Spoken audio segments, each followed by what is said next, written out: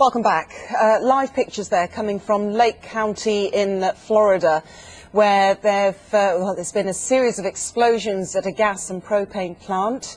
And we're just going to get the latest now from Norman Hope, who's a counsellor and a member of the Methodist Church, a local resident within the area itself. Mr. Hope, just describe to us what's happening. How serious are things? At approximately 10:45 this evening, we started hearing a series of explosions. I live about 2.5, 3 miles away from the Blue Rhino propane plant.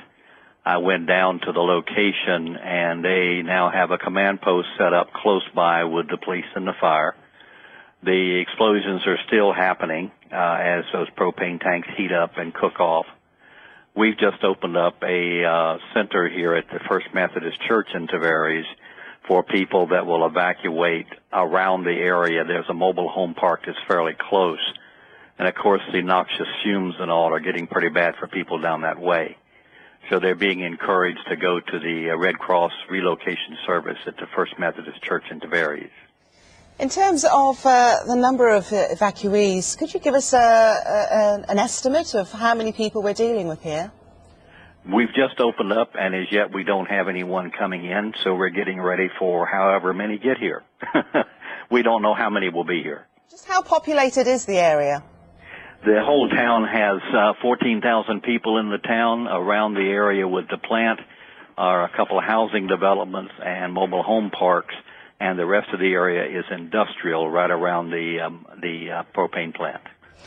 And you described actually going down to, or as close as you could, to the scene itself. What have the emergency response people been saying to you?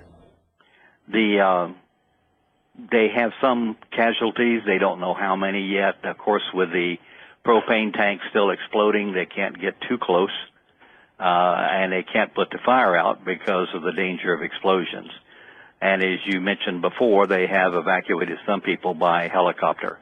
But exactly how many, I don't know.